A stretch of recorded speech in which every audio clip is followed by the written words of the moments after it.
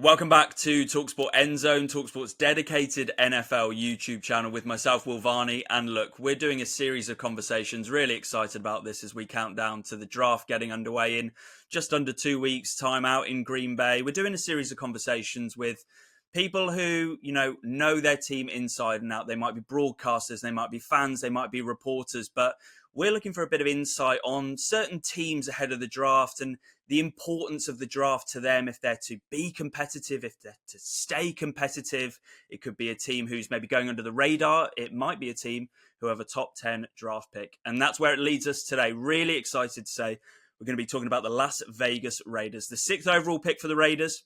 A new GM, a new head coach, a new franchise quarterback as well. We're going to be getting into all of it with an absolute pleasure to say the host of Raiders Report, Mitchell Renz, joins us here on talkSPORT End Zone. Mitchell, thank you so much for joining me. How are you, my man?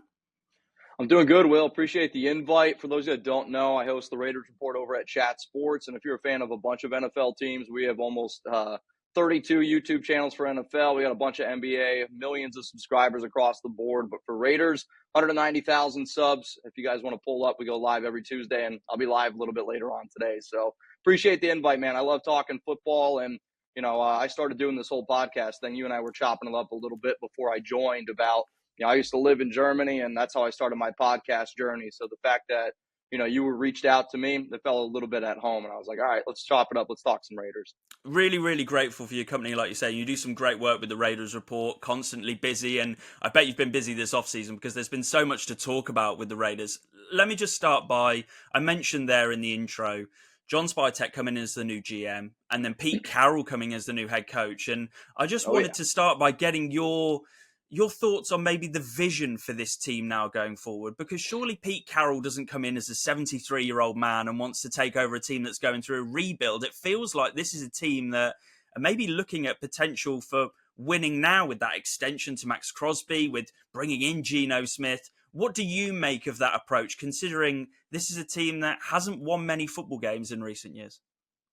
I would say that this team right now is trying to win right now, but their Super Bowl window, which you don't always see teams do, is in 2 to 3 years. And a lot of the times I'd say money talks. And the biggest indicator to me that the Raiders are trying to be competitive now, but they're trying to win. I would say their Super Bowl window is 2027. And I think a big indication of that is the Geno Smith contract, like you just mentioned, where he's going to make $40 million on the cap this year, 26.5 next year, and then 39.5, which I would say for a guy like Geno Smith, somebody that I would categorize as a top 16 QB with top 10 upside with somebody like Chip Kelly as an offensive coordinator, I believe that he can be really solid for the next 3 years. But in that year 2027, he's got no money guaranteed on his contract. But the really interesting one is Max Crosby, because in today's day and age in the NFL, a lot of times when you get your star player, they backload deals, right? Like they'll just backload the crap out of it, and then the front load of it is really, really cheap contracts. That's not what they did with Max. They raised his salary cap up this year to 38,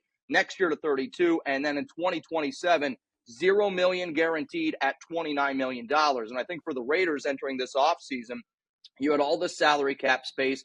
Spytek and Carroll have always believed in themselves in terms of being able to build in the draft, and they've been able to do it from Seattle to Tampa Bay.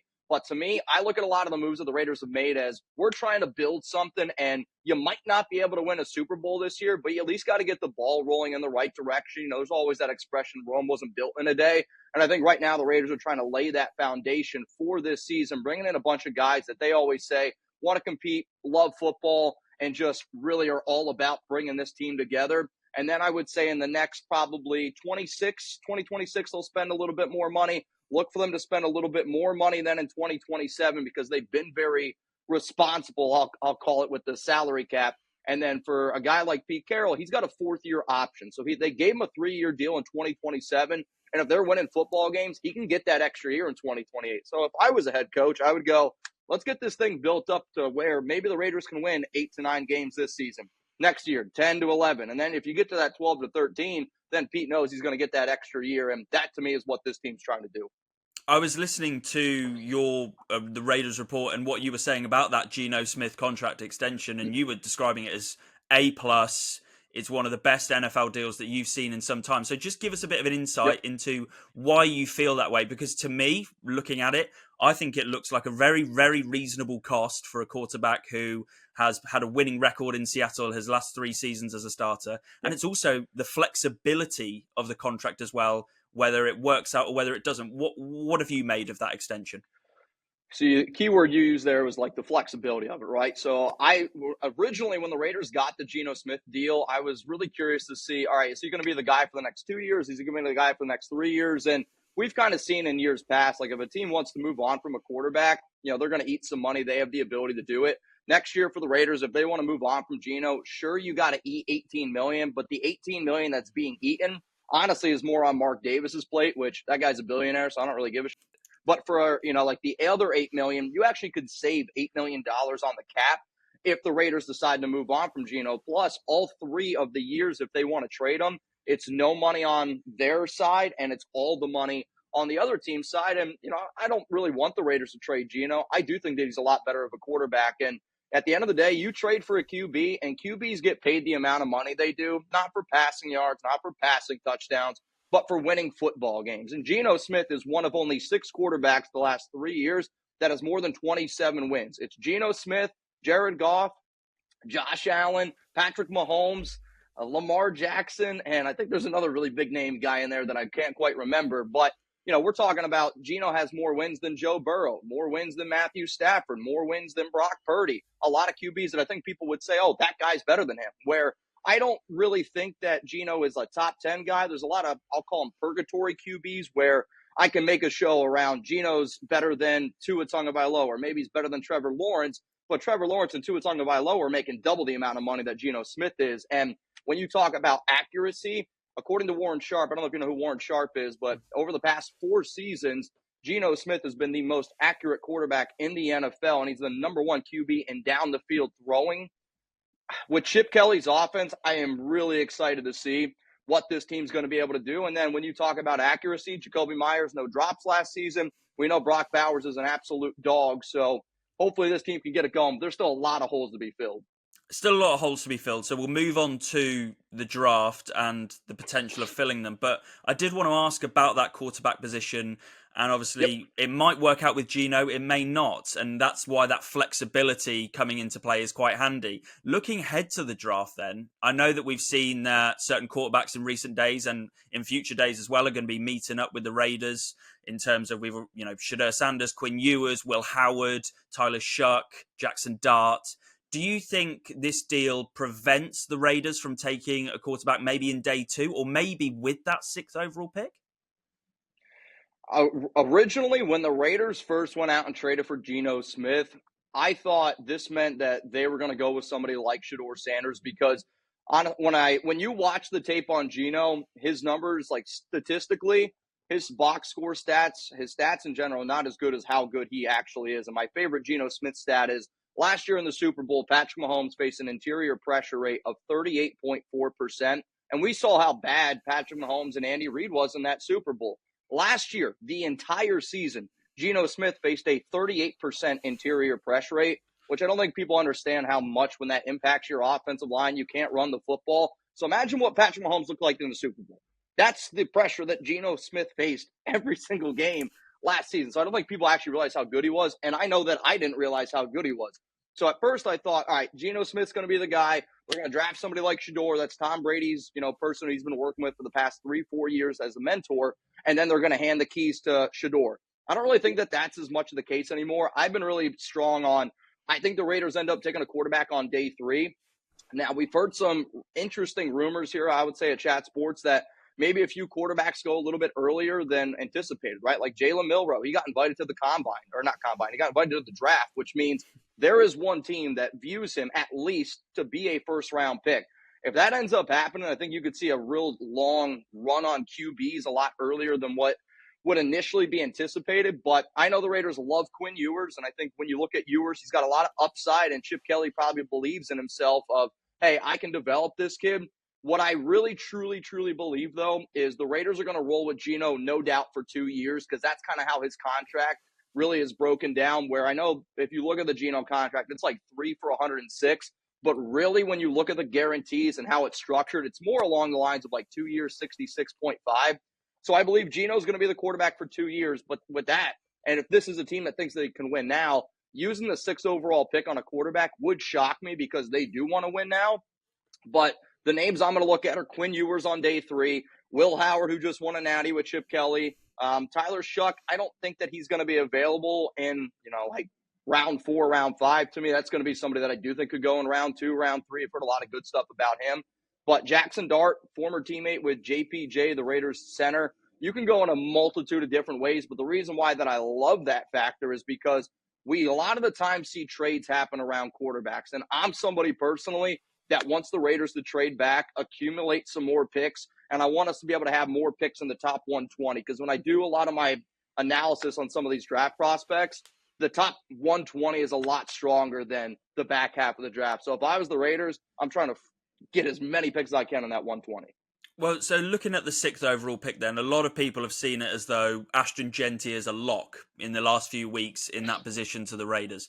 I just wanted to get your thoughts on we discussed before, we started recording about you remembering, Zeke Elliott being drafted in the 1st round by the Cowboys. What do you feel about a running back being taken within the top 10 picks, regardless of whether Ashton Jeanty maybe has that blue chip player, caliber? Is it almost a bit more of a luxury pick than genuine positional need for the Raiders right now if they were to do that? I am a big believer in if you're going to take a running back in the top 10, you better have a lot of pieces around you ready to go. And I think a perfect example of that, honestly, is a Saquon Barkley, where, you look at the New York Giants, and Barkley was an unbelievably talented running back, and he couldn't really get it going because the Giants didn't have the offensive line. They didn't have a lot of other those skill positions. And then you see Saquon go to the Philadelphia Eagles, and you're like, wow, he is unbelievable.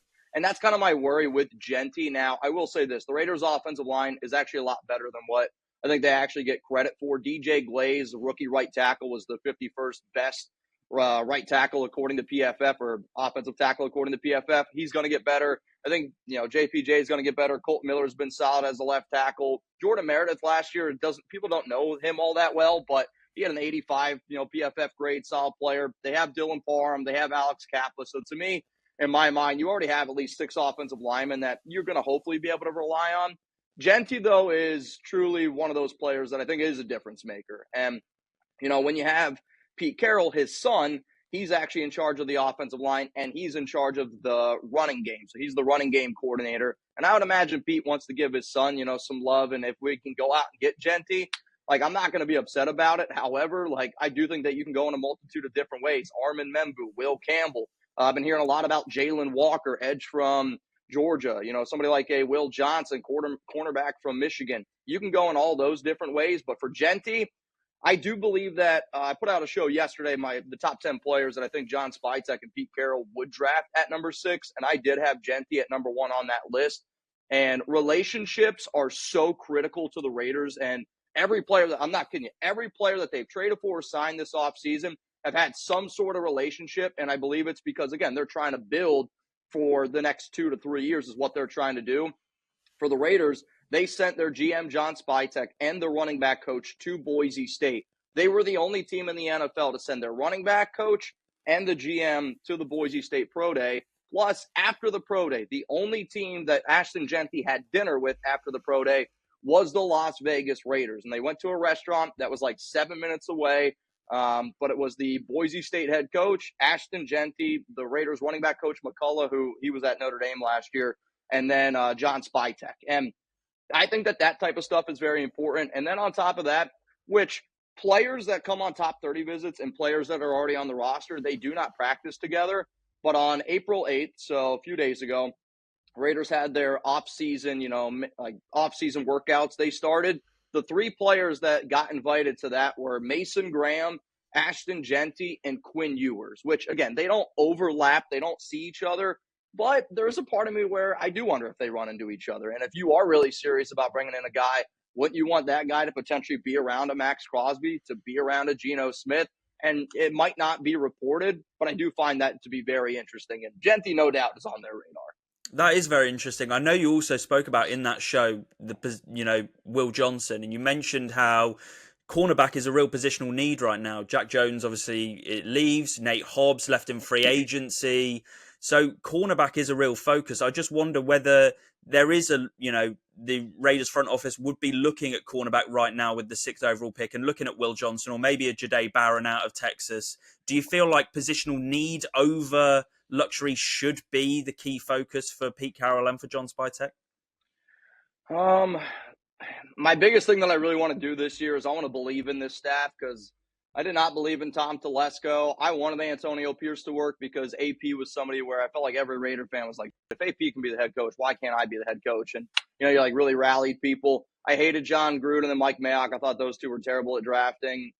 Really, really hated Josh McDaniels and the whole Dave Ziegler. So to me, my biggest thing this whole offseason has been I got to buy in because I've said this actually for a few years that the way that John Spytek develops a team is very similar to the way that I would try to develop a team where I'm a big guy, I'm building in the trenches, and then, you can kind of see where you go from there. The other part of it, though, is Pete Carroll's done a phenomenal job developing cornerbacks. He's done a phenomenal job developing secondary players. And yes, corner is a need. To me, though, Will Johnson and Jahdae Barron would be players more where if the Raiders were able to trade back and I think a team like Chicago, I think a team like the New Orleans Saints could be a team that try to trade up to get up to number 6. And if you move back, that's kind of where I'd be a little bit more on board going with Will Johnson. But if it was up to me, and I'm not afraid to admit it, I would go with Armin Membu, the offensive tackle from Missouri. And I only say that because, again, I want to have a top 10 offensive line. And when I watched Geno Smith tape, when he had an offensive line, he was incredible. And, when you talk about him being indoors, one of my favorite stats that I have on Geno is in the 40 games that he played in Seattle, he had 14 games in a dome indoors. The Raiders have 12 games this year indoors in a dome, Allegiant Stadium. Geno Smith in those 14 games threw for 30 touchdowns, 5 interceptions, and had a quarterback rating of 110. And a lot of those games also he was protected, and it fits his style of play a little bit better. But also, Spytek drafted a guy by the name of Tristan Wirfs, who was an absolute stud on offensive tackle. And there's only 4 offensive linemen in NFL combine history that are over 300 pounds, had a 30-inch vertical, and ran a 40-yard dash under 5 seconds. It's Will Campbell, the offensive lineman from LSU, Armin Membu, Tristan Wirfs, Trent Williams. And I'm not saying that Will Campbell and Armin Membu are going to be, Wirfs or somebody along the lines of Trent Williams. But when you're categorized in an elite group like that, for somebody that loves the trenches, and the other day, Spytek was asked, what are you going to do? And he's like, you guys know how much I love offensive linemen. The Raiders can go a multitude of different ways, and I'm excited because I don't necessarily know if they can get it wrong, knock on wood, but there's been a few other years where I'm like, I don't really know where direction they're going to go. Tyree Wilson was a surprise. Brock Bowers was a surprise, but I do think that they're going to go with that best player available and just get a guy that loves football.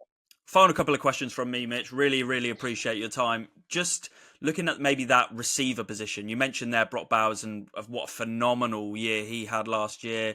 You look at, say, Jacoby Myers, and you mentioned earlier, that catch rate that he is, you feel comfortable when he's got the ball in his hands. You've got Michael Mayer there as tight end depth as well. But maybe other than that, in terms of looking at real quality at the receiver position, is that something that you think the Raiders would need to focus on, whether that is maybe in the second round or with that third round pick as well, or maybe even looking for that gem in the 4th or the 5th?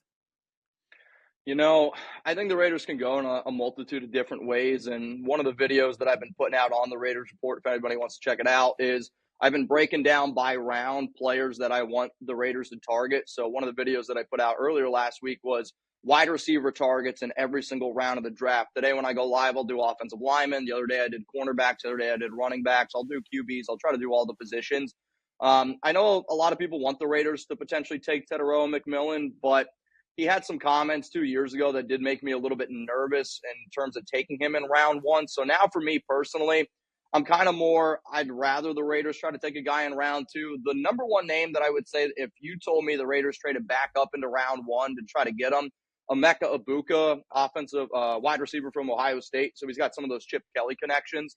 But I would say one receiver that people got to pay attention to, Kyle Phillips, he's already on the Raiders. He was actually Chip Kelly's first ever recruit at UCLA, and it was one of the moves that they made really, really early in the offseason. I think that he could actually get a lot more work than what people anticipate.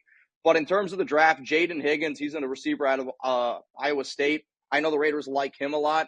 Also, his teammate, Jalen Newell, I recently did a video that said if you were a guy to make a bet out there, the number one receiver most likely that the Raiders take in the NFL draft is named Jalen Newell, also from Iowa State. I believe that they really like the kid from Washington State, Kyle Williams. He's a hell of a receiver. I'm trying to think of a few other names that I had on that video. But I would say if it was up to me for the Raiders, they're looking to take a receiver probably on day 2 in round 2 or in round 3. Finally, from myself then, Mitch, you mentioned there about positional needs. We mentioned about maybe holes on the roster. What does a good draft for you look like for the Las Vegas Raiders coming in a couple of weeks' time? You mentioned their positions at offensive line, at cornerback, running back, wide receiver there. Where would you prioritize in terms of those first 3 picks in round 1, 2, and 3? What are you focusing on? I mean, if it was up to me, I'm team trade back. And, Okay. I think when you're a team like the Raiders and you have multiple different holes and I've done mock drafts this year where I'm like, all right, I'll take a running back in round 1. Let's see how it goes. I'll take a wide receiver. I'll take a defensive tackle. I'll take an offensive lineman. And, the number one factor that I go back and I look at those drafts and I go, man, if I would have had another pick in round 2, or man, if I would have had another pick in round 3. And I believe when you're like the Raiders and you have so many different holes, like they need a running back. In my opinion, I would like another, a right tackle. They need to go out and get a linebacker. They need a cornerback. They need another wide receiver. They need a free safety, right? Like that's 6 positions right there where you're sitting there going, man, what the hell are we going to do? And a lot of the players that I like the value on, you can get those guys in round 2, which is kind of what I would like for them to do. And I know it's not quite answering your question, but for me, the number one thing I want the Raiders to do on draft night is trade back, accumulate maybe an extra pick or 2 in that top 120, and just be able to build the team that way, because you do have a lot of holes. But it kind of goes back to, yes, you lost out on Robert Spillane. Yes, you lost out on Nate Hobbs. Yes, you lost out on Trevon Merrick.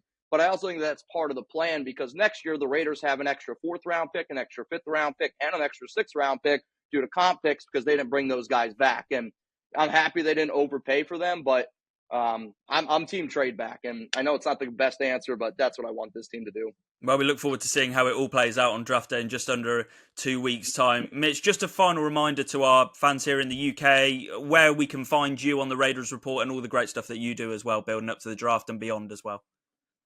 You can hit me up on Instagram, Twitter. I'm at Mitchell Renz 365, and then on YouTube, if anybody wants to check out, if you're a fan, like I said, of any team, type in your favorite team on YouTube, put Chat Sports behind it. I bet you that we have a team around it. Also, on top of that, if you want to check out me, Raiders Report by Chat Sports. I put out a video every single day on the channel for the last 5 years. I go live every single Tuesday and Thursday, and Tuesday shows are a little bit more laid back. Thursday shows, though, we try to tailgate it up a little bit, have some beers, have a good time. So if there's anybody in the UK that likes to have a good time, pull up to the Raiders Report. I'm sure there are. Don't worry, Mitch. It's been great speaking to you. Thank you so much for joining us here on talkSPORT Endzone. Appreciate you, Will.